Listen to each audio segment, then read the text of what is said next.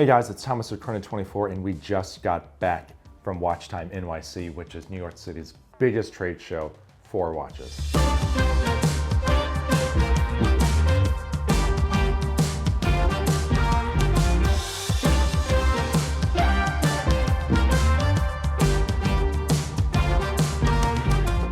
Now, a cool thing about this is there is a lot of brands there, a lot of independents especially. It's very important for them to go hands-on, get face-to-face with customers, and get a footprint where they might not have the advertising spend as some of the larger brands in the industry.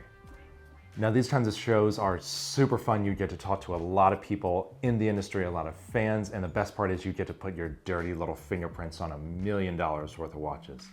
We also got to do a bit of watch spotting with the attendees there. You can see a lot of cool stuff. We saw a Patek Philippe 3940, a lot of offshores from AP, and even a ceramic Royal Oak perpetual calendar, my God. One of the highlights was visiting Grugel Force. This is a brand that you do not see a lot in boutiques and certainly do not see on the street a lot as well. These watches are six figures at least, and there is so much going on with each one. We saw one of their GMT watches, which has a lot of depth beneath that curved sapphire crystal. Huge amount of wrist presence, but to see these in person is such a treat. If there's a watch fit for a Bond villain, it's De Bethune. We got to go hands-on with some of their pieces. The details here are incredible, from their astronomical dials to these skeletonized lugs that they have. The case architecture here is incredible, not to mention the movements as well. One of my personal highlights was the Stradivarius, which we talked about in our Watches and Wonders recap video. This piece has so much depth going on. One of the coolest GMTs out there, and very cool to go hands-on with this piece. Arnold & Son is a brand you do not see a lot online, but it is one of these sleeper hits of this show for sure. We got to go hands-on with the Magna Luna, a GPHG nominated watch, and the best moon phase in the game. Now, of course, there were some bigger brands here as well. Grand Seiko and A. Lange & Söhne were right next to each other. Grand Seiko, I love. They had a huge array of products. Their GMTs stood out in particular. The dial depth here is what really set these apart. It's something you don't get a lot with other GMTs, and it's something that really sets Grand Seiko apart from the crowd. Huge value proposition here. Lange, always a treat if you're watching. I love you. The Lange 1 is one of my favorite watches, and we got to see the Aventurine Lange 1, which is just stunning in person. The way the light hits this thing is absolutely incredible. I also got to see the Lange Odysseus, which I do not like, and now I can say that for sure having seen this watch in person. Just not my taste, but very cool to go hands-on with a piece like this.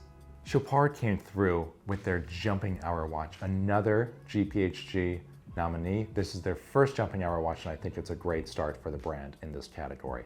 You have a white enamel dial here, an 8-day power reserve, and it's quite handsome as well.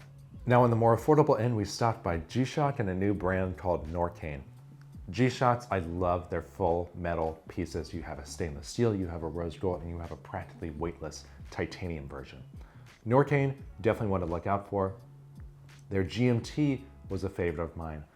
A lot of great pops of orange color here, great bezel action, and a rubber NATO strap, which I've never seen before. Breguet was also there, a personal favorite and underrated if you ask me. We got to go hands-on with their Tradition, which is that gnarly open-worked watch, a very forward-thinking take from otherwise a very classical brand. Montblanc was in the building. This is a brand that's mostly known for their pens, but they're really making a statement with their watches. Their mono-pusher chronograph is a hit. The action on the actual chronograph function was superb, not to mention the vintage styling and the movement finishing as well. I should also mention their hacking tourbillon, my God. Pull the crown out, tourbillon stops, push it back in, keeps going. Very thin and a lot of really cool technology going on here. Now, Watch Time is different from other trade shows in that it doesn't really focus on new releases, but I see it as a celebration for the industry. It is so good to be back in person with these brands, with friends and colleagues at Chrono24, going hands-on with some really cool pieces, including high horology stuff. Chrono24 will also be at Dubai Watch Week in November, so subscribe for that. I'm Thomas with Chrono24. Enjoy your watches, and we'll see you next time.